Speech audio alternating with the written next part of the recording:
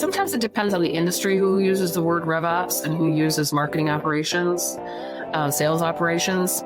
They are interchangeable, but I firmly believe marketing and sales are aligned and they're the same department. The Industrial Growth Institute podcast connects you with the big thinkers, makers, and subject matter experts across all aspects of an integrated B2B industrial revenue growth function. From strategy, board oversight, and transactions, through all the phases of manufacturing marketing, the complexities of industrial sales, and the nuances of marketing and sales technology and customer experience, I speak with guests who bring insights, innovative perspectives, best practices, and twists on traditional approaches. Each episode explores high-level thinking and in-the-weeds actionable tactics. If you enjoyed these discussions, then please help me out by liking and sharing the podcast, and especially by leaving a comment and giving a review.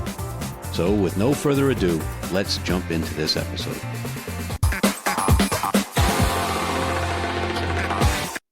Welcome to the Industrial Growth Institute podcast. I'm Ed Marsh, your host, and today I'm joined by Cece Kintner. Cece is the Director, Marketing and Sales Operations at TekStream, where she's responsible for marketing strategy, sales enablement, and the tools and processes used to tell the TekStream story. She has 20 plus years of experience in marketing, sales, and event management. She's a graduate of Central Michigan University, and she resides in Metro Atlanta with her husband and what she calls her fur babies.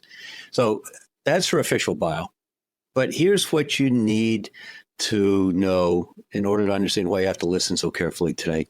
Cece's been where you are, and she's arrived at where you're going to have to go.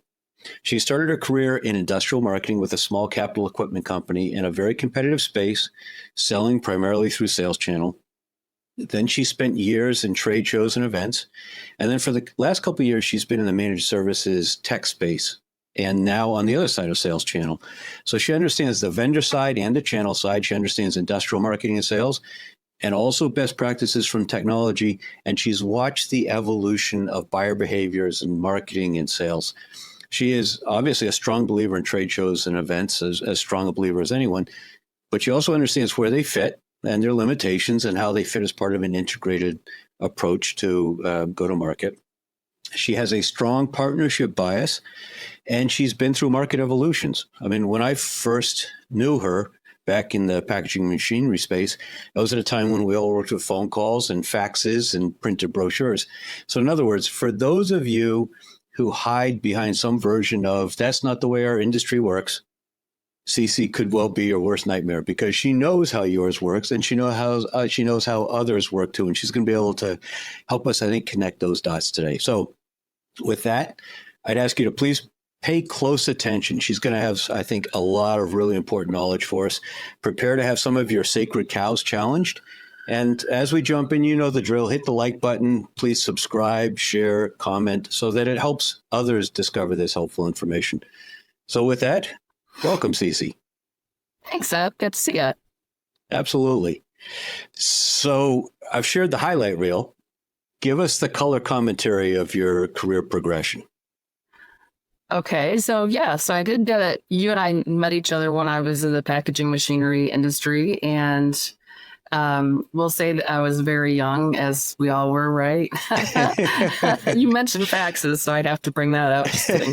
That was a really interesting start into what I would consider my ideal career. But I like to think of my early days as just understanding people and processes and getting to know how things worked. And I laugh when you say I could be your worst enemy as far as my knowledge, but I don't know about that per se. But I do like to challenge what we consider to be normal textbook marketing processes, right? Right. So they have to work. They have to meet the person, the buyer, the person that you're trying to work with, where they're at. And so at the end of the day, anything might work and anything might not work, but you have to try things out and you have to be open to change when you're in marketing.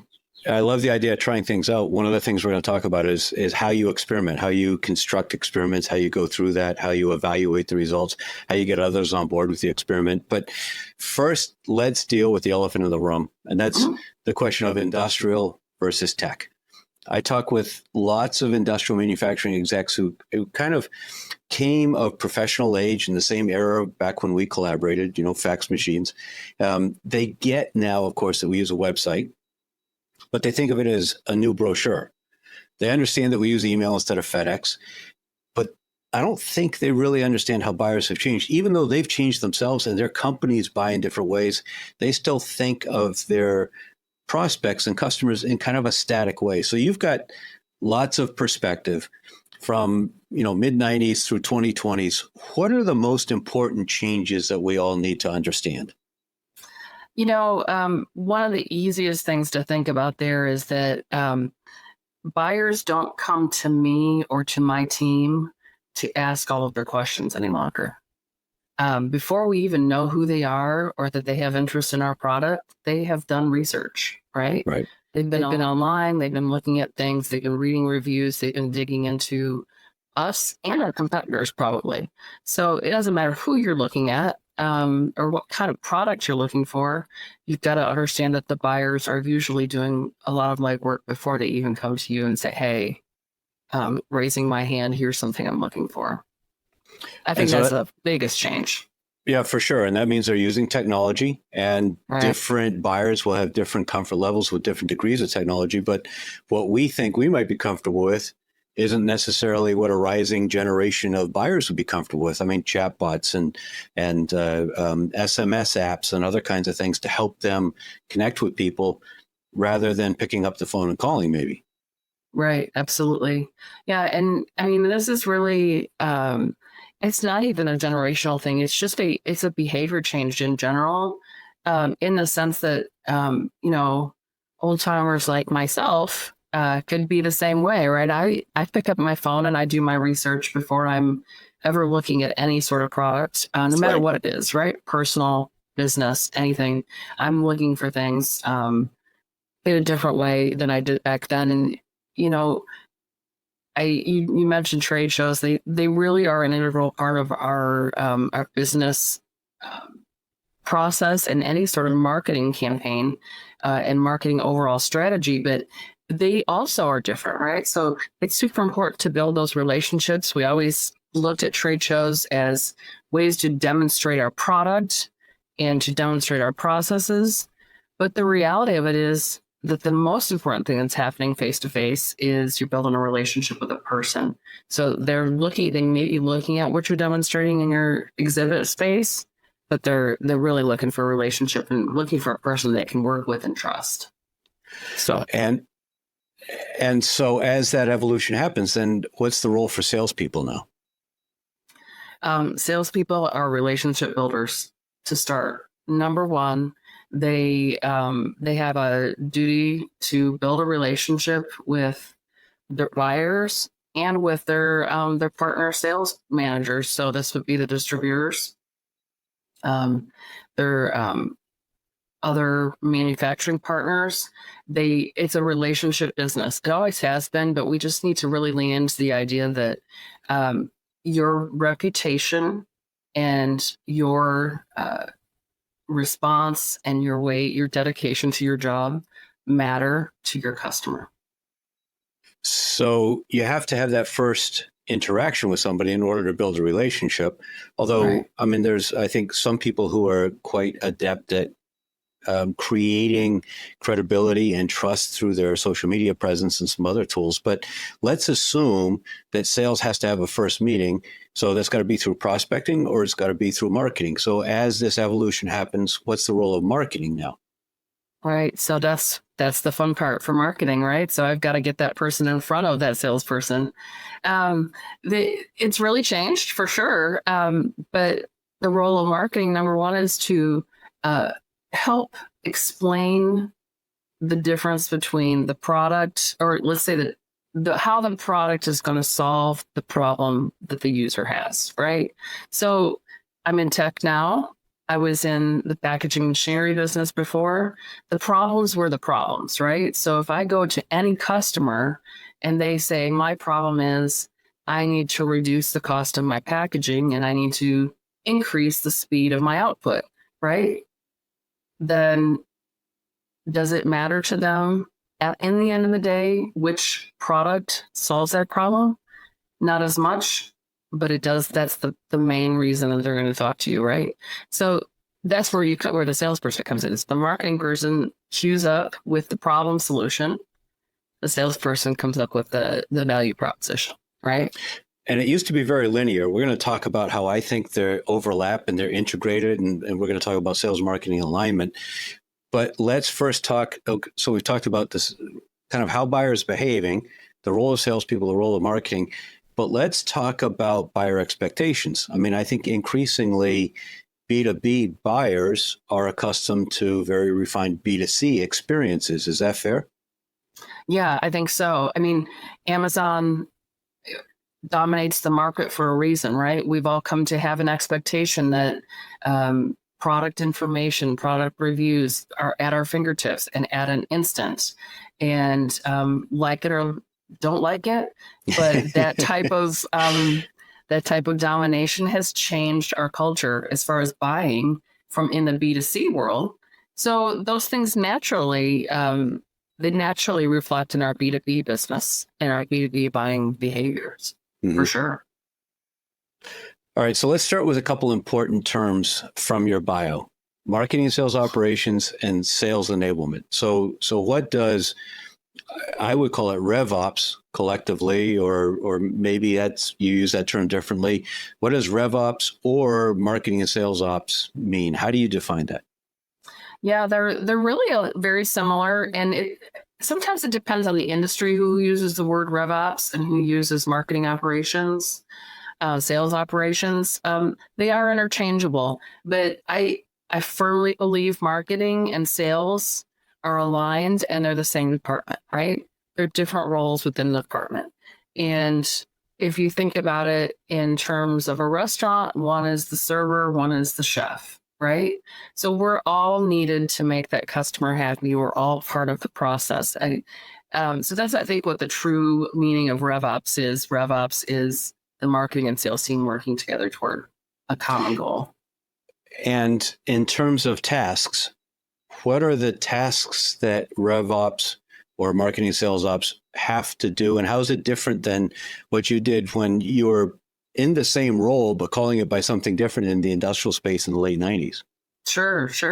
So, there was a day where you create a brochure, you create a list of features and benefits, and you'd have a set of brochures and then go in a binder and everybody'd be happy. You hand them over to sales and you go about your business, right? And that was my role. And it fulfilled a need. There might have been occasions where I would say, oh, let's make sure you have brochure number 4, and then we're all set. But it's definitely changed now because not only do I have a hand and an eye for the creative process and the creative assets we create, but very morally, I have to understand the product, I have to understand the value proposition, and I need to speak the way that the audience reads, right? So I have to understand my business in completely different ways.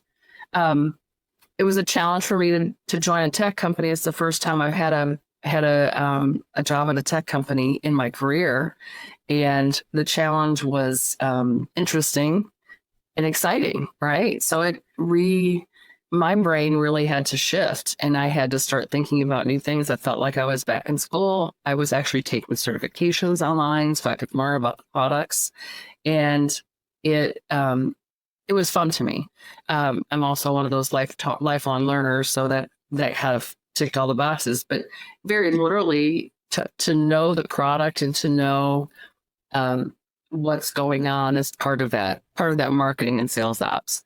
The other part of it is the sales part of it, right? So I, in my role, have to make sure that the salesperson has all the materials, all the assets, all the tools at hand to do their job.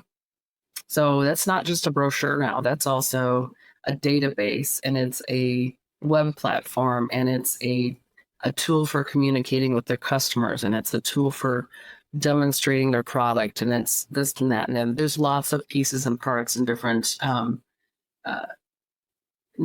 programs and tools that they need. So that's part of my role as well. And for companies that haven't had these roles, in their org chart, they may well feel like, well, Jesus is adding excess headcount. It isn't necessary. We've never had to have these people. We've gotten stuff done. What would your answer be to that? Um, that's a tough one, right? So it's tough to add headcount in a space where sales is valued above all, right? And I appreciate that. But unless you have a sales team that you know can create their own path to success, then you're limiting yourself, right? So just relying on a sales team to do the job of selling is a limiter, right? So bringing in that marketing and that sales ops person is bringing in a different perspective. It's bringing in a different skill set, and necessarily broadening your horizons for how you communicate, how you attract customers, and how they listen to you. I mean, you can also imagine the nightmare if sales ops wasn't, or marketing ops wasn't in charge of technology and each sales rep was setting up their own. It would be crazy. Yeah, and I get it. And marketing is a tough cookie sometimes, because we create a new brochure and we turn into the marketing police and have to make sure everyone's using it, or then a new logo or a new color or a new thing. And it's a challenge, but that cohesive look, that cohesive design, that cohesive message does matter. But that's just one little part of it, right? So if you have the right set of tools and the right perspective from multiple stakeholders in your own business, then you've got the ability to really have the right tool set to go forth and sell something, right? So it's not just knowing. Oh, sorry, go ahead. Well, it also seems like that tool set has grown. Not only is there a lot of additional technology, but there's additional elements of it. I mean, I think about battle cards. We used to talk about understanding competitors, but it typically wasn't codified into a very specifically formatted, consistent document that's part of the sales enablement deck. And that's, I think, an interesting example of how the responsibilities of marketing and sales ops have expanded. I absolutely agree. And, I just created a new battle card for my team a few weeks ago. And they never went away, right? But that's a nice little concise way of, really drilling down on what your true message is. But, Right. but yeah, the tool set's very large, right? And I kind of liken it to analog and digital kind of world, right? We're in a digital world. And so we have the ability to do things in different ways, AI being a great example of how it's changed the landscape. But if we're not doing it, we just have to be aware that someone else is. So if we're not trying to stay ahead of the curve of technology as it relates to our jobs, then we're going to fall behind. It's just flat out the way it is. Right. It's not a scare tactic by any stretch, but it's just one of those things where if you don't learn and you don't continue to learn as you grow and you move along in your job or your career, whatever you want to think of it, then you're just gonna stagnate or be mediocre. It's just the way it is. All right. So you contrasted earlier. You believe that sales and marketing are essentially the same function. I completely agree. Different responsibilities, but certainly the revenue growth function. But you also alluded to the fact that often sales is put on a pedestal. So talk about sales and marketing alignment. What's involved in achieving that, and why is it important? Yeah, so that's, I've been a salesperson as well. So I understand that feeling of, if it weren't for me, nothing would happen in this company. And, it's true, right? So we know they are the tip of the spear. We need our sales team, and they matter, and they matter a lot. But if they don't have a strong team and they don't have a strong tool set, then they're only as blunt as they possibly could be, right? So the sharper they are, the better our sales process is. My particular role, as it sits today, I'm responsible for revenue generating activity as well, right? So I'm not just responsible for saying, oh, 5 people opened my brochure today, or, I sent an email and 8% opened the email and 3% clicked. That's great. You know what? Those are great statistics, but those don't what pay the bills, right? Right. So at the end of the day, revenue for the company has to happen. So it was a big shift in my world as well to change that, change the dichotomy and say, we're going to look at things that actually end up creating revenue for the company. So this is what we think is going to do it. And then this is the end result. Yeah. Do you think And the it's marketers super hard. do you think marketers ought to have some incentive component of their compensation today? Yeah, I think so. I do. And, when I first came to the company I work at now, TekStream, that was part of the process. Everyone had a stake in the company, right? So you have a stake in the results, and it matters, right? So it makes me think differently. Is what I'm doing right now today going to affect the bottom line?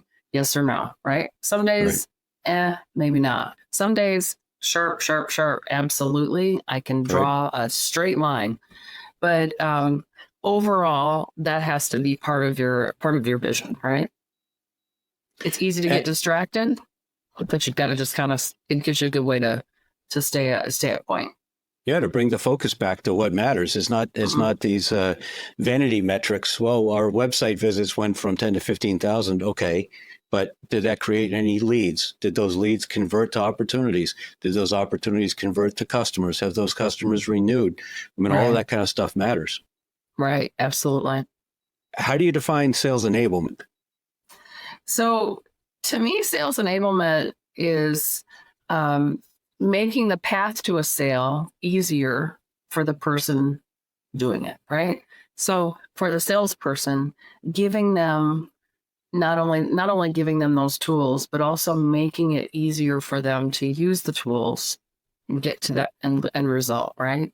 So it's everything from database setup to how much information we ask for and how much is automated, how much is handled for them in the process, right? From the very beginning all the way to the end of the sale, the contracting, the quoting process. So there's everything in between there, how many keystrokes it takes them to create an opportunity, how many times they have to touch an opportunity to move it along the sales process and, give their forecast and keep their forecast up to date. It's little things like that that shorten the time that a salesperson is doing admin work and give them more time back to do their sales job. I also see that with buying teams now so much larger. I mean, Gartner research says that the typical buying team for a complex sale is 10 to 15 people at this point, I think. And typically a sales rep's going to have a primary contact, a deal champion, and maybe they'll have interaction with 4 or 5 of the other people on the buying team. But that means there's, say, 10 of them that they're not in direct contact with. And part of the sales job is to change that, to figure out how to get in touch with those people and have conversations. But sales enablement also is a set of tools to help them sell by proxy, or help the deal champion sell by proxy to some of those other people on the buying team, at least in my experience. Do you see that as well?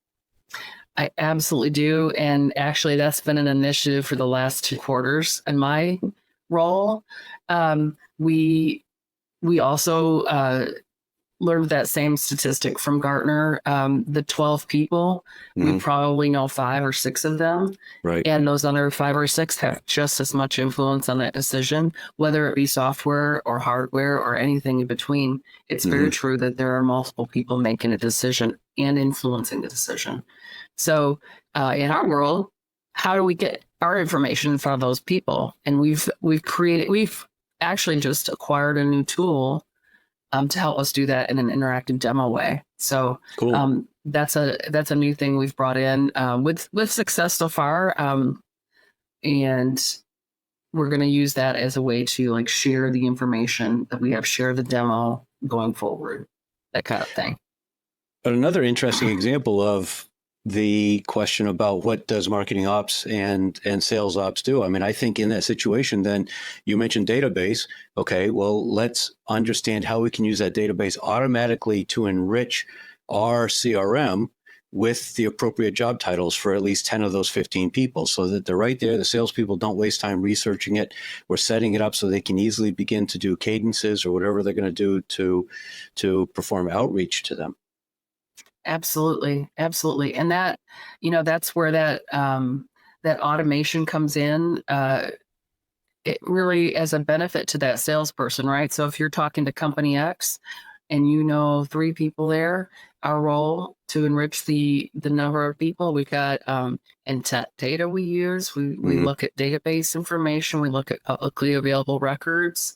We're constantly adding and updating our database information to provide those new contacts or to provide them to the sales team, and then saying, all right, Matt, you're talking to this person today. Here are the 5 other people we know there. How about we send them a demo, right? Why don't we, contact them in a different way and invite them to get to know us? Right. So there's kind of both the air cover part, right?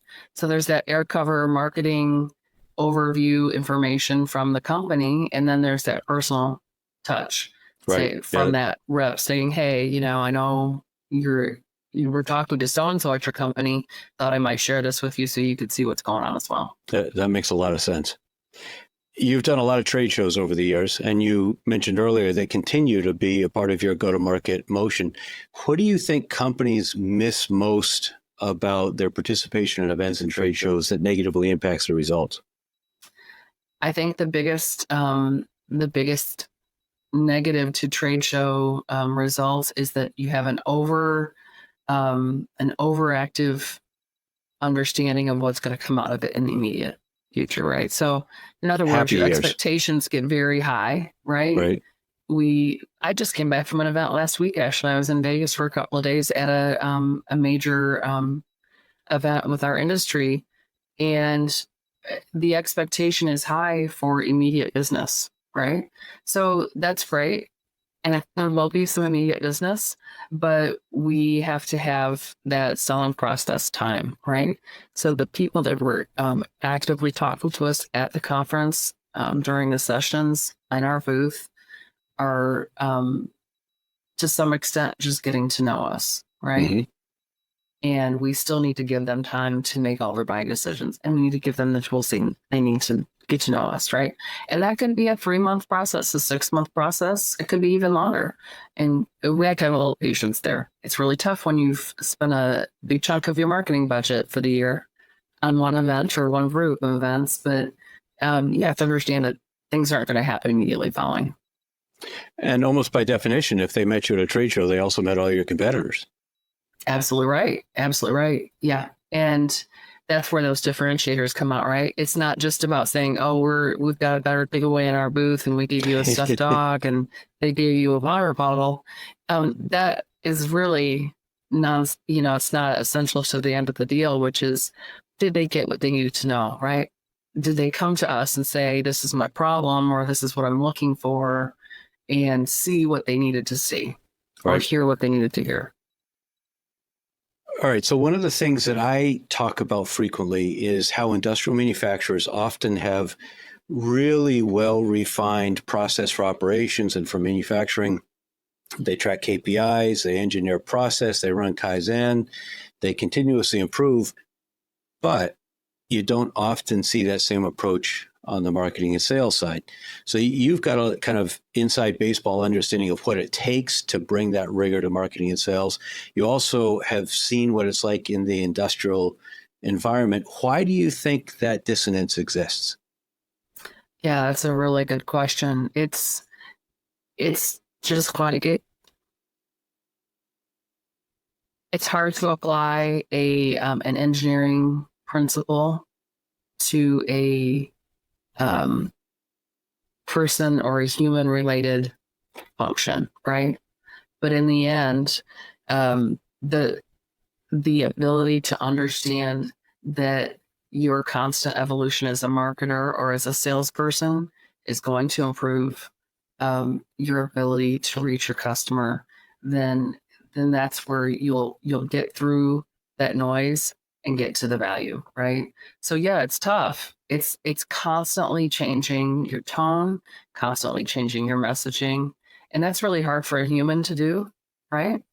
It's just our nature not to do what we did the last time because it worked, but that's the dissonance that you talk about is understanding that you can't say the same thing every time to every person. It's not going to work, right? You can't say the same thing to your 5-year-old as you do to your 17-year-old.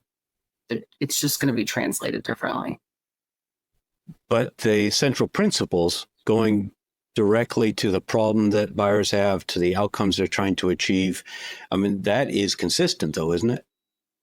Absolutely. Absolutely. We're always talking about the problem and the solution, right? That's our value proposition to the world, right? So that as a company, understanding that clearly, then that helps you to refine that message for the customer, right? So having a clear understanding of what your value proposition is, what your differentiators are, and what your messaging is. Mm-hmm. Those three foundational elements will help you then be able to differentiate or be able to change your message to meet the customer and meet the buyer where they are.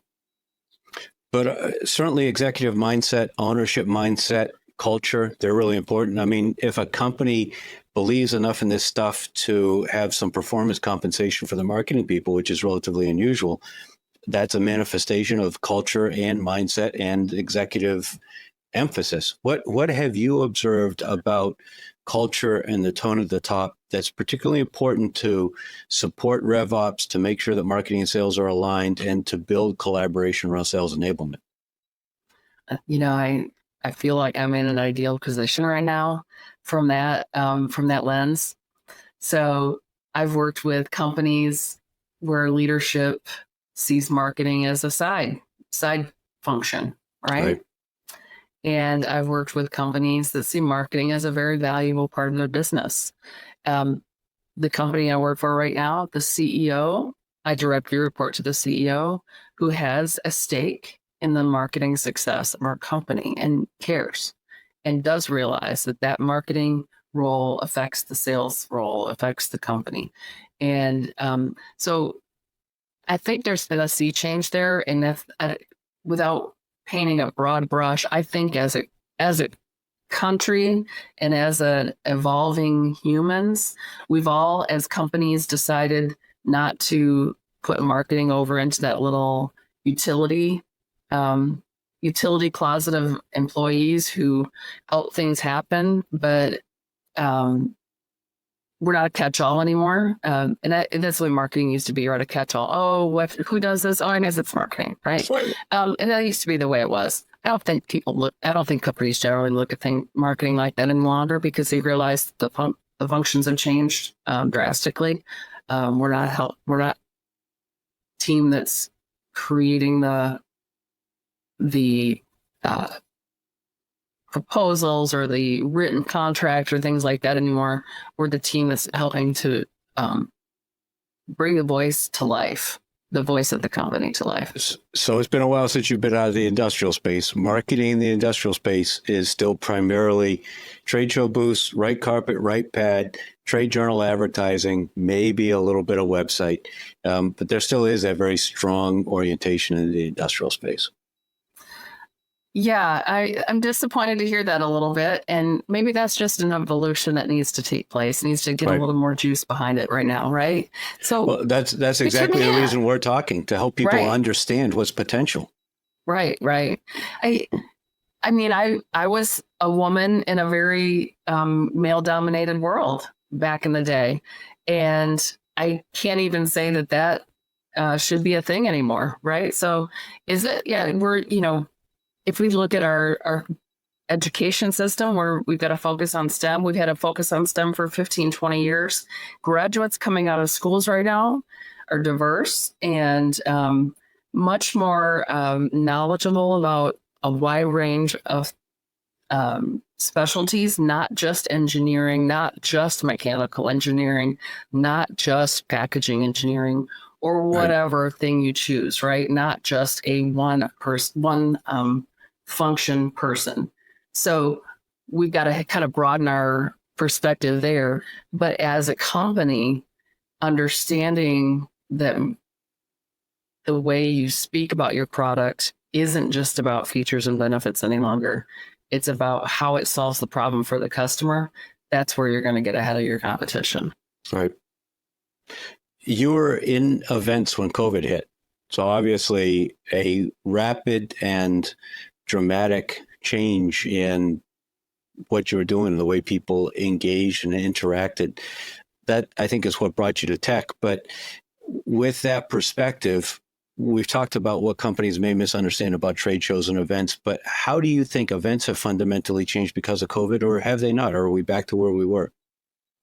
That's a great question. So I think that events, of course, had to get more agile immediately, right?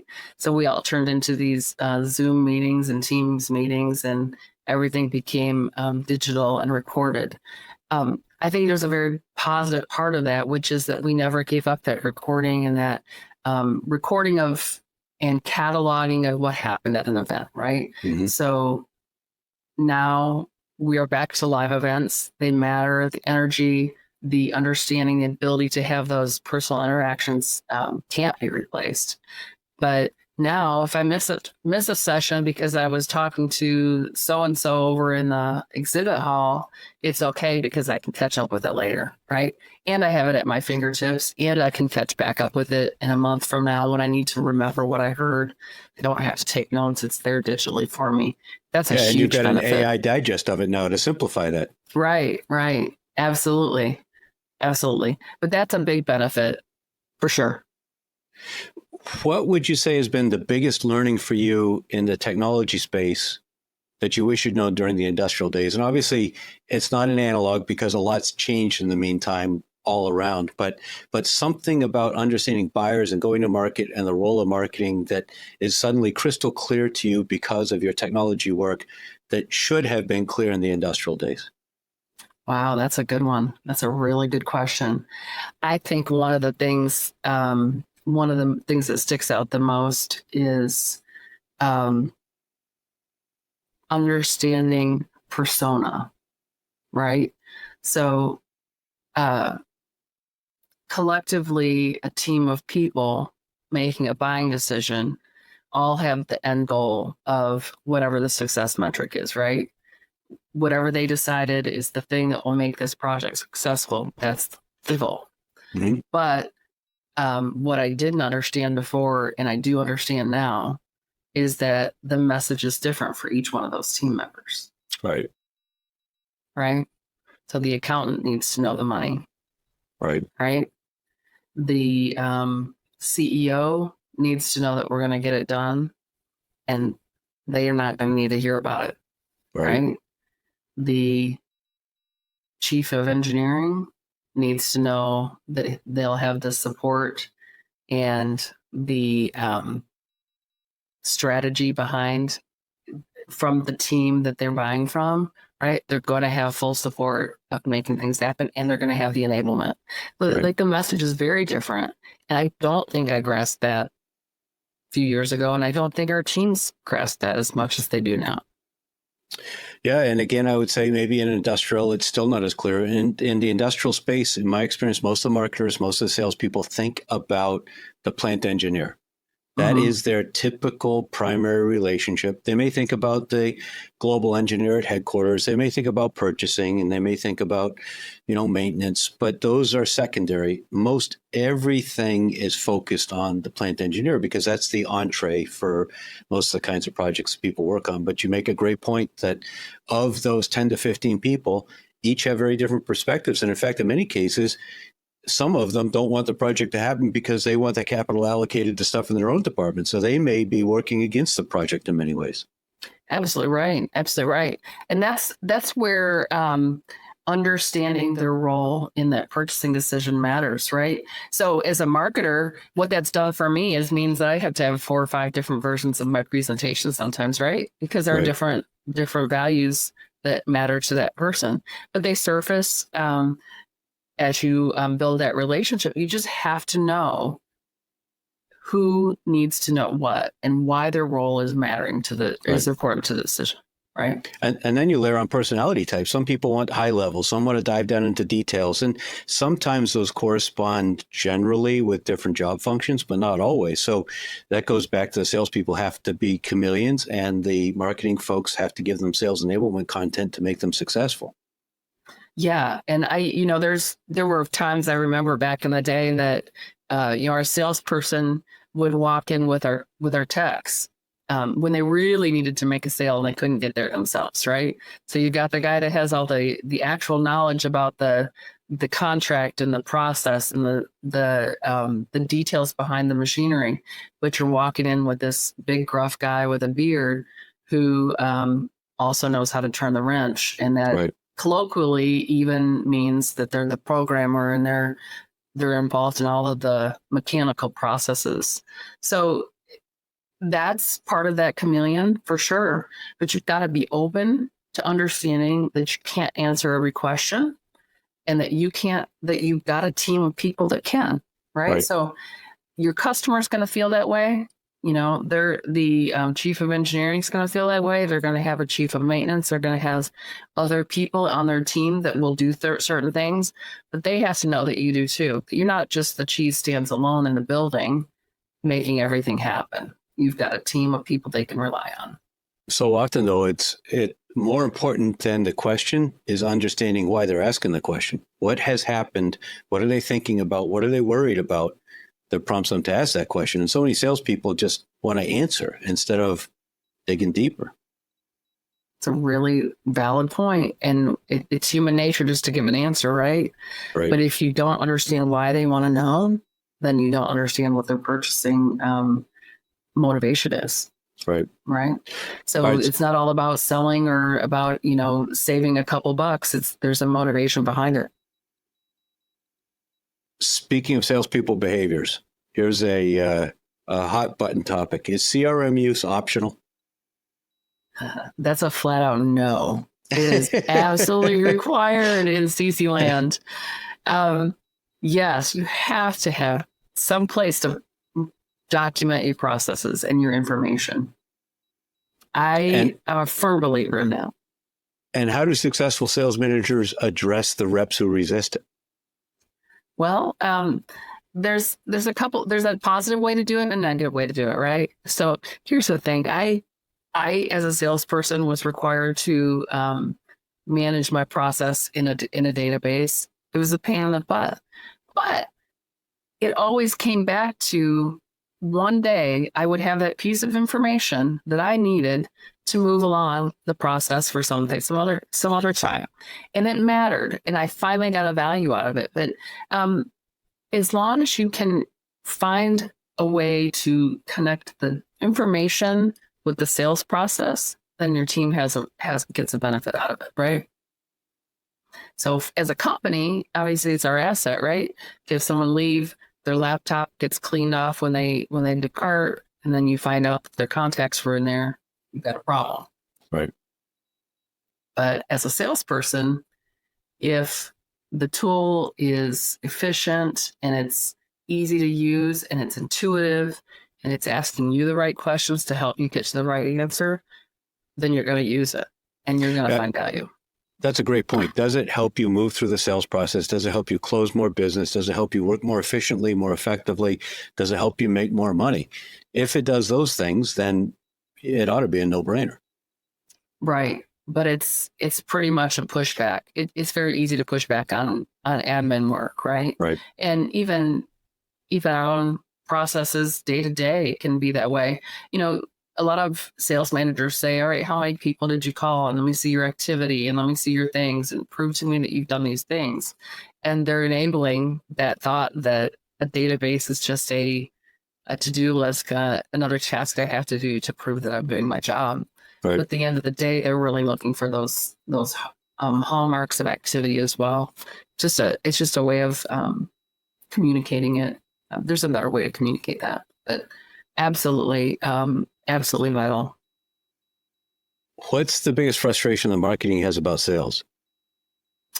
Oh, easily that they're using my tools, right? So there are times when I feel like I put blood, sweat, and tears into a tool or a process or a thing for them to use, and it goes out into the ether, and it's gone, right? Right. And I never know if they've used it again. And then 6 months later, they'll be like, "Hey, I wish we had this." And amazingly, it existed. Don't you remember when I showed you that? That's disappointing, but it's also endemic into my role to make sure that I'm constantly talking about the tools, right? So I can't just say, "Hey, everybody, here's a new brochure, or here's a new video, or here's a new thing that demonstrates this part of our product," and just never talk about it again. So just like I talk about it with our customers, our frequency, I talk about it with our team. And you've been in sales too. So vice versa. What's the biggest frustration sales has about marketing? Oh, I'm sure it has to do with policing the way that they do their job, right? So, and I felt this in my own time, but I'm sure that sales feels like they're under scrutiny for how they say things and being told how to say things differently than they do. And in reality, it's just I feel like the truth of the matter is that marketing's just trying to help them refine the way they say things so it sounds right. But sales takes it as an offensive kind of thing, and you can't Right. look at things that way, right?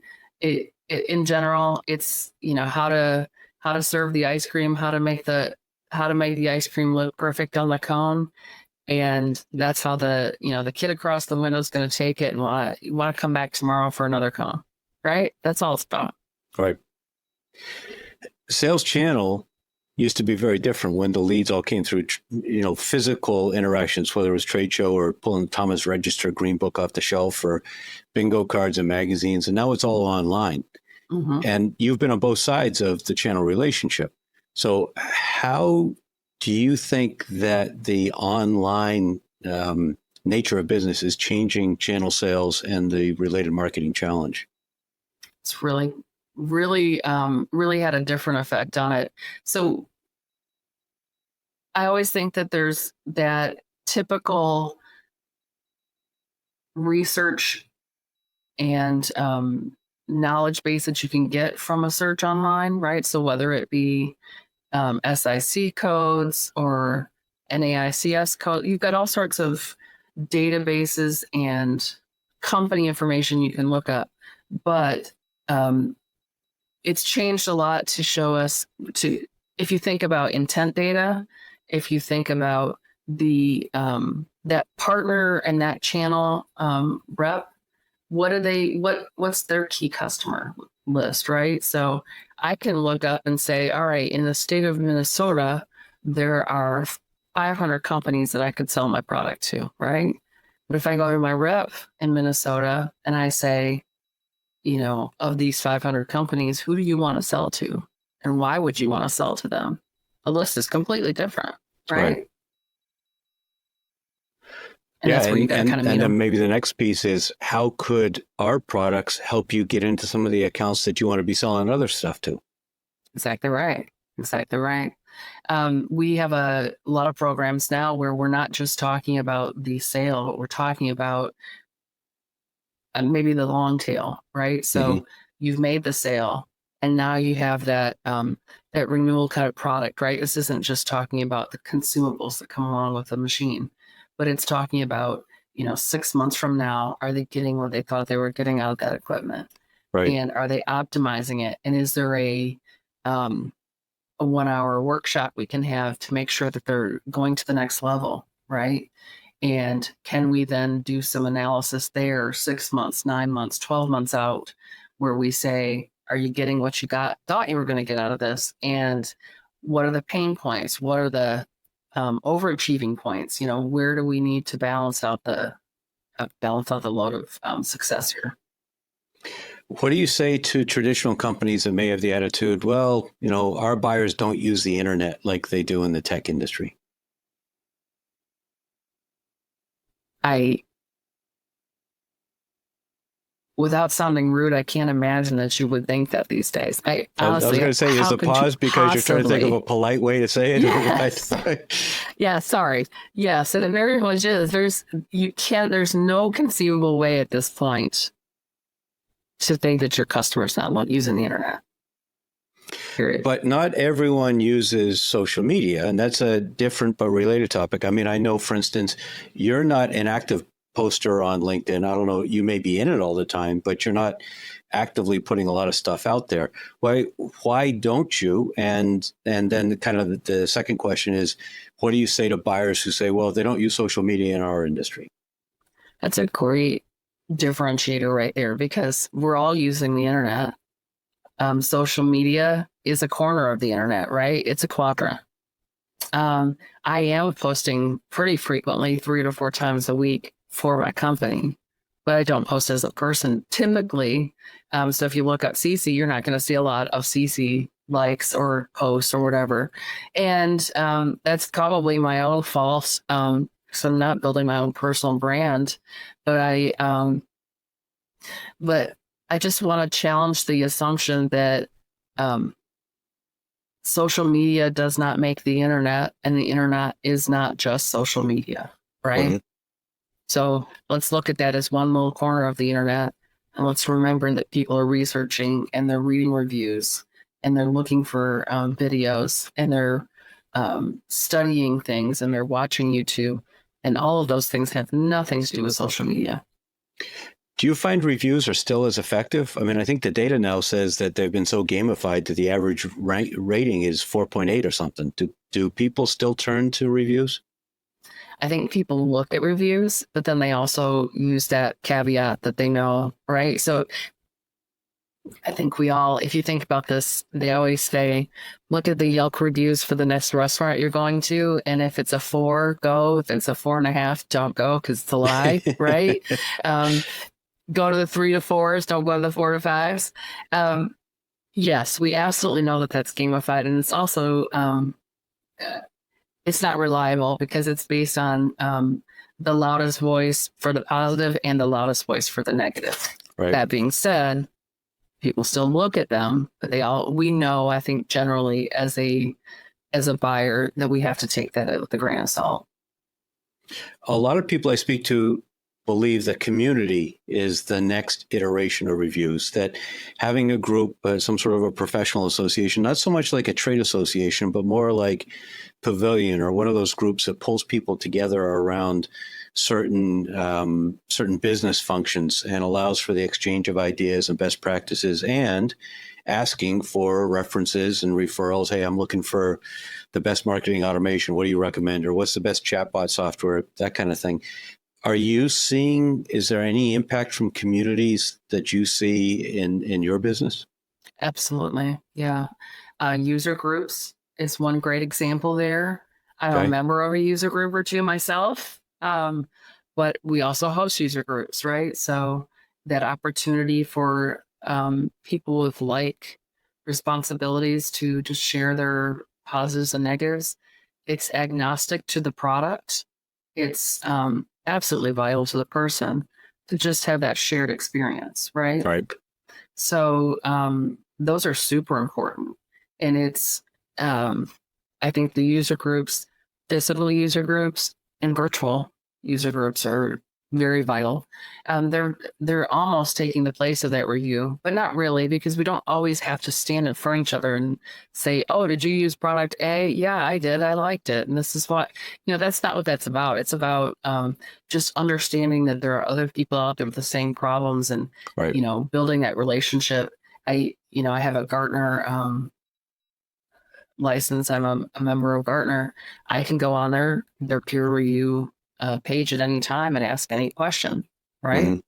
And I get just as much value out of that as reading other people's questions. They have nothing to do with the problems that I'm facing today, but sometimes I'm reading it and get an idea. Right. So. But that's interesting because you're working on behalf of a channel partner. And Right. it used to be that companies would think, well, that kind of thing is responsibility of the primary vendor and channel partners just tag along. That's a big shift where now the channel partner has to be responsible for a lot of their own marketing, for creating their own community, for a lot of that kind of stuff that they've traditionally relied on vendors for in the past. That's right. That's absolutely right. I can't wait around for the vendor to spoon feed me a lead. Right. Right. That's not the way this business goes. Any business goes. But I have to bring value to the channel, and the channel has to bring value to me. So I trust in the product that I'm representing, but I bring value with the services that I provide. So that's the marriage that makes the purchase work. We talked earlier about what I might call utopia, when marketing and sales is really well aligned, what the benefits are, how it looks, why it's important. Let's talk about the flip side. If they're not aligned, what are the symptoms that you think are most commonly arise? That's a great question, because I think the lack of alignment causes friction internally and externally, right? I think it's very clear to your buyers as your customers when there's friction between the sales and marketing process, Right. right? So that I had this recently happen to me in a very negative way. I asked for a demo of a product via, I had seen information about it. I asked for a demo via their website, and I got a call from a rep. I got a call from a business development person who set up a call with the sales rep, who, after all these steps, got me on the call, pulled up the link, the deck that marketing had provided them, and then immediately said, I haven't even looked at this deck, so let me go to slide 6 and show you that one. It's the only Wow. one I think that matters. Wow. Right? So I was ticking all the what never to do when you're selling something to anybody. But Right. the point being that if you don't believe in what you're given by marketing, then you're never going to come across effectively, Right. right? Marketing's not going to make the sale happen completely, but if you don't believe in the tools that you're using, then you're going to come across as ineffective.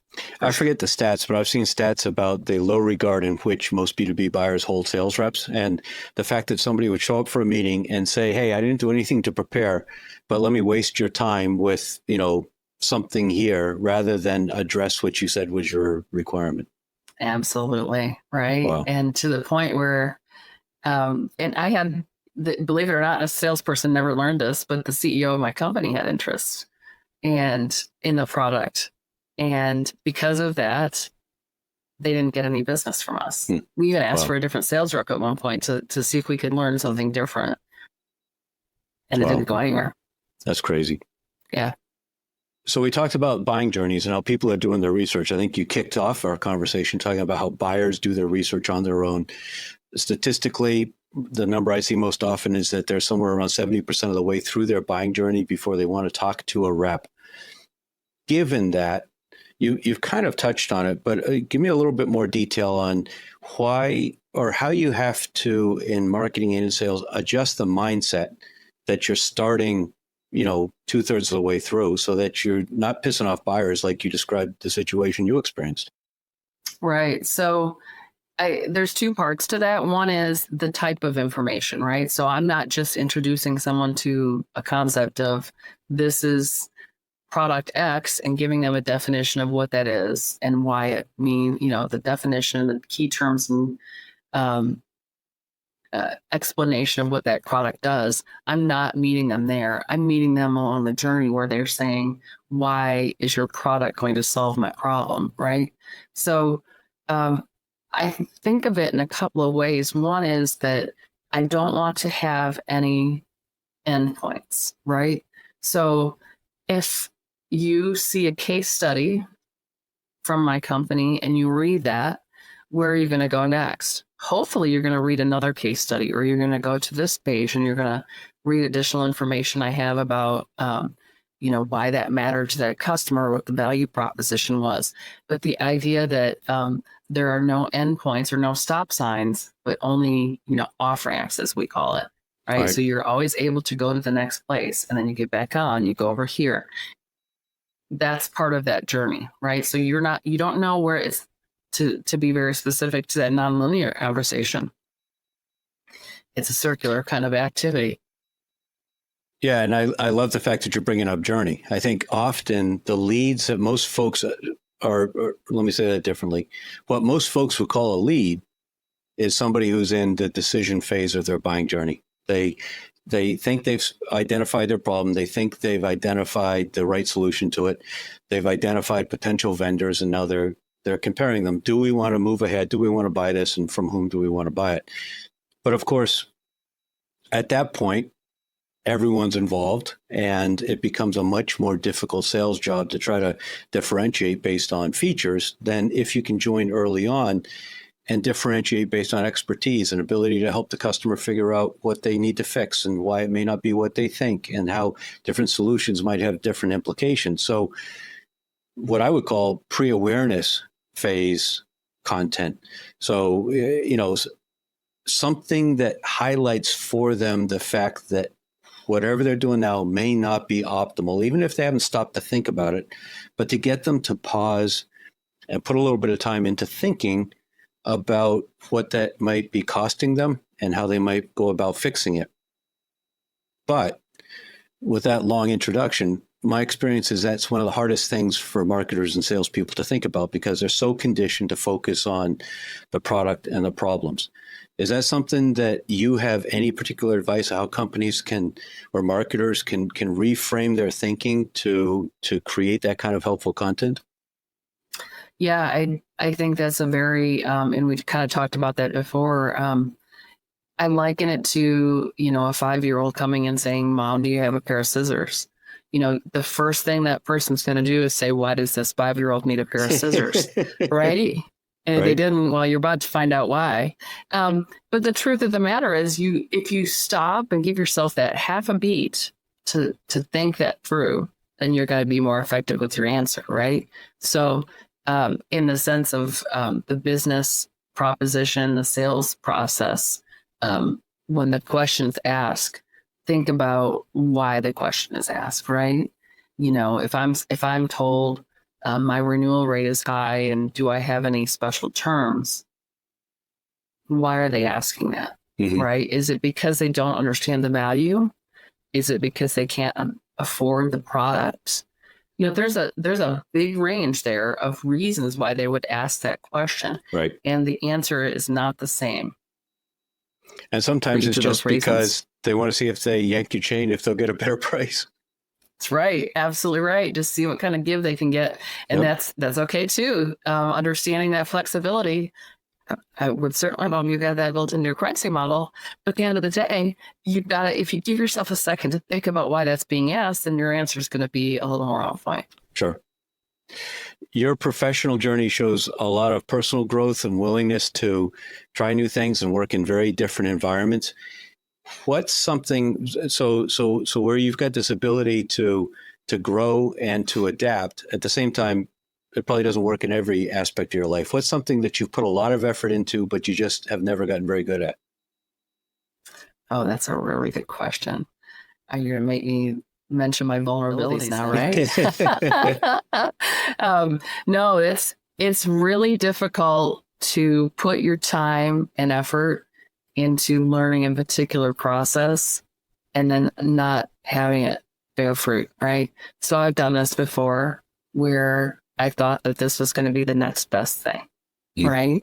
And I wouldn't have been the only person thinking that, but I've picked a few products or things that we've spent time on, only to learn 6 months or a year down the road that they really didn't have return on investment, right? That's frustrating, but it happens, and you have to understand that that mistake is going to help you inform your next good decision, right? So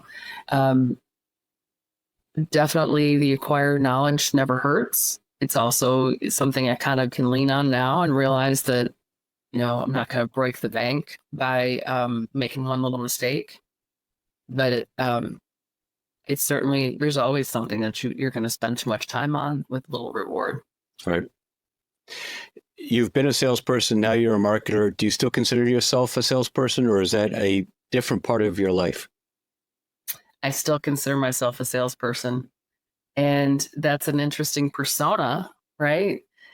Because I'm not a salesperson in any way, shape, or form. But at the end of the day, I am selling my product to my own sales team, right? Via whatever messaging I'm creating or my own value to them as a team, right? As a team member. So I'm selling myself and my value to the team always. Speaking of selling, I think there's no doubt that the hardest part about selling these days is getting into new accounts. I mean, everyone's just so busy. Everyone's so overwhelmed. By the time somebody's focused their attention on something, it's because now it's a high priority and they're talking to people. And my sense is that you're in a space in managed services where people wish they just didn't have to think about it. They wish it just happened in the background and everything took care of itself. So from a marketing and prospecting perspective, what's the key to getting attention, or what methods have you found? I mean, we spoke at one point about kind of doing some benchmarking or doing some audits, and we talked about small sales that will get you in where you can build a commercial relationship. And I know you talk about partnerships. Are there any of those that you have found are particularly effective? I think it's a combination. You can't just rely on one, right? So it's a combination of all of those things. Sometimes the case study with that product or that company that bought from you that's similar to the next customer is the thing that makes them turn and pay attention. Sometimes it's the credentials you have with the product, right? So you're an elite provider, you're an elite partner, you've got the qualifications to back up your sales process. Right. Sometimes that's the thing that matters, but it's having a broad range of things that will meet the particular customer where they're at. So there's not one magic bullet anymore. So everything works and nothing works is the way I've heard a lot of people put it. Yeah. Partnerships is a term that for some reason is pregnant with a lot of different meanings to everybody. How do you define partnerships? That's a really good question too. So partnerships to me means that you have a common goal and you jointly achieve the goal by providing what you have in your own arsenal to the other part of the partnership, right? So A and B together have their strengths and they have their things to bring to the table. And that if they're there together as equal partners and as equal contributors, then they'll be successful. Right? So obviously different companies, different P&Ls, different ownership objectives, but at the intersection, there has to be a common goal that animates it. Otherwise, it's just a transaction as opposed to a partnership. Is that fair? Absolutely correct. Right. You can't just buy and sell machinery from somebody and be successful long term. You've got to have a true partnership with them. Right. So you live now in a digital world. You're selling digital products for companies that are, need them to work 24/7. I'm sure you've got marketing that runs 24/7. There's automation behind what you're doing that never shuts down. So, it's a pretty stressful environment. How do you take time to center your karma and escape that stress? So typically, a couple of things I like to have. I have a strategy hour on my calendar every week, right? Okay. So it's just an hour I have devoted to me being able to free think. It's important, right? I feel like I'm not getting anything done, but in the end, I am getting a lot done, right? So I don't have any output necessarily, but I have some input. And you have to give yourself that free thinking time. Doesn't matter what kind of job you have. But you have to just allow yourself also the space to solve a problem, right? If I'm presented with a problem or a challenge, I have to give myself time. I've got to give my brain time to work through the problem and the resolution somewhere in the back of my mind while I'm just doing my daily job, right? So you've got to give yourself that grace. And I like that hour time I have. I tend to give it away if I have something urgent pop up. But if I give it away, then I'm only taking it out of my own piggy bank, right? I love that point about giving yourself time to just process in the background decisions. I find that's really helpful. But at the same time, I thought your answer was going to be something like, yoga or your time with what you call your fur babies or something like that. Well, the fur baby is on the floor next to me right now, so I Got could it. easily reach down and get a pet. But yeah, no, there's always outside things that have to happen outside of the workspace. Um, and speaking of digital things, I've got my wearable device that reminds me I need to stand up or that I need to go move about the cabin or whatever. Right. So there's that thing, but that's also a tension builder too if I sit still too long. But yeah, so we've got all sorts of things outside of the work. But if you're thinking about being an effective employee or an effective in your role, then you got to give yourself time in that role as well. Right. So it's not just about developing myself, it's developing inside my role. Your companion is a dog or a cat?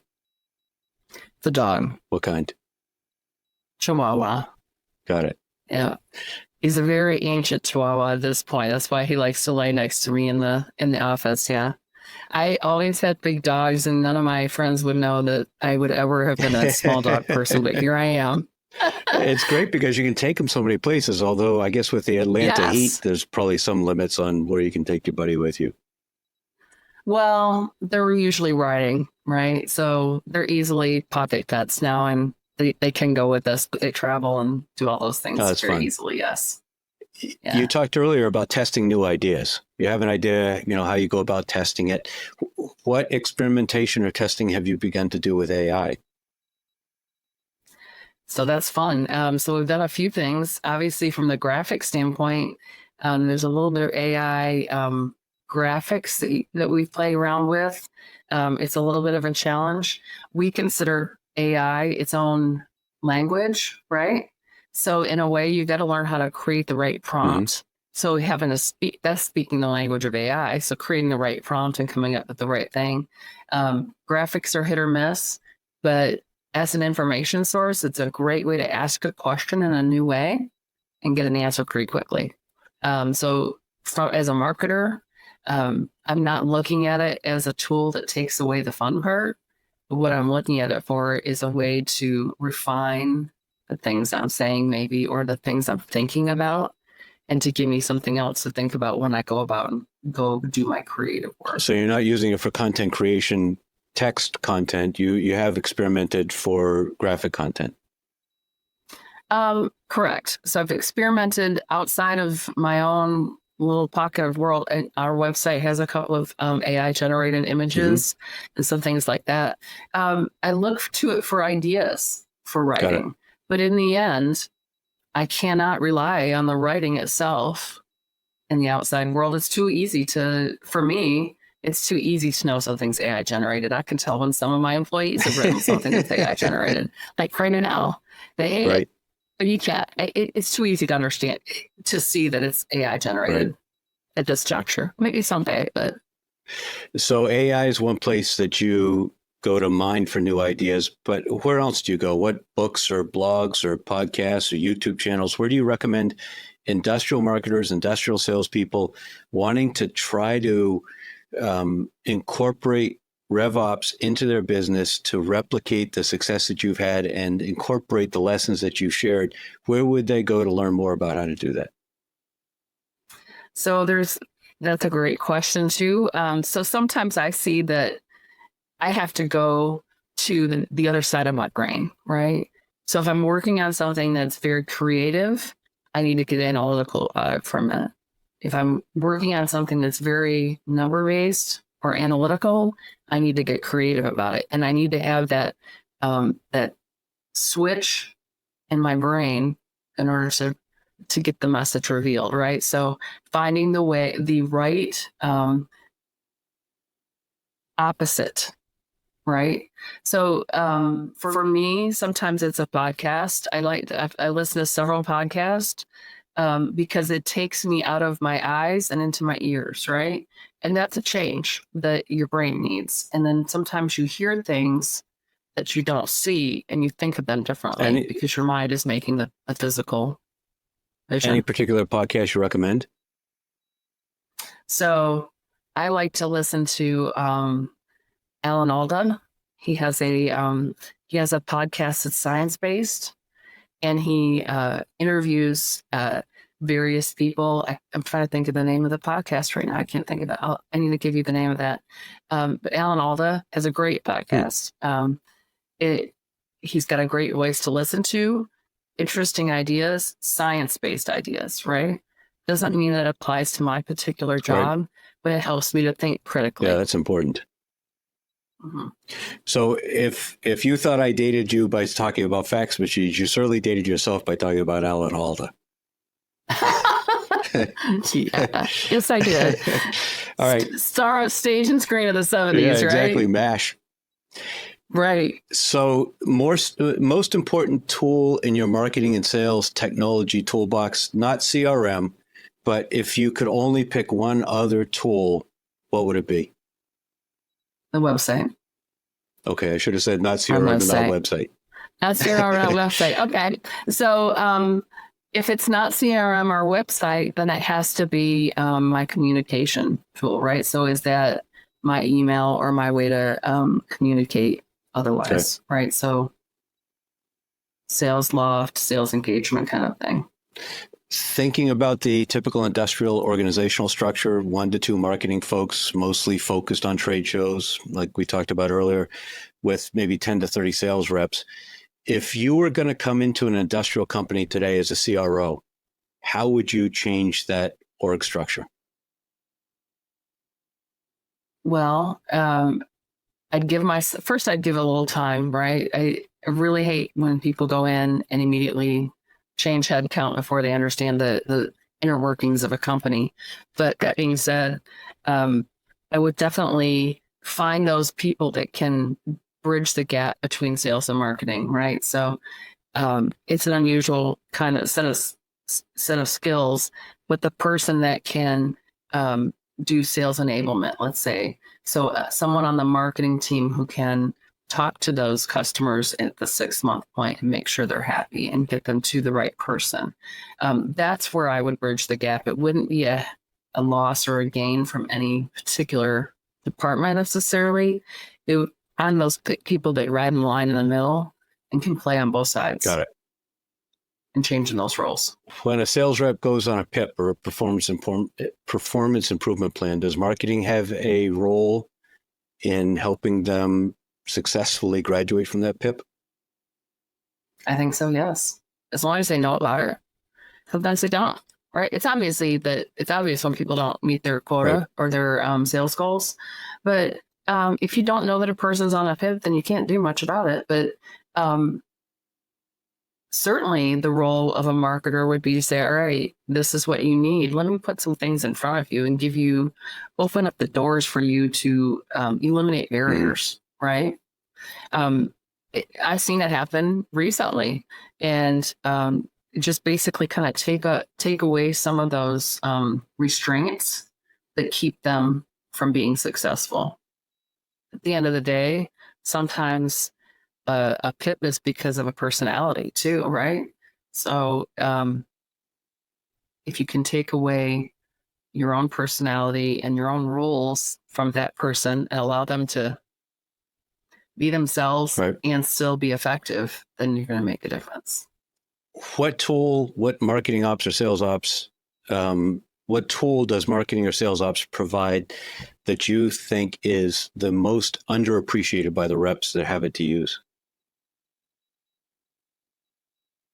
The most underappreciated, I think, the campaign summaries.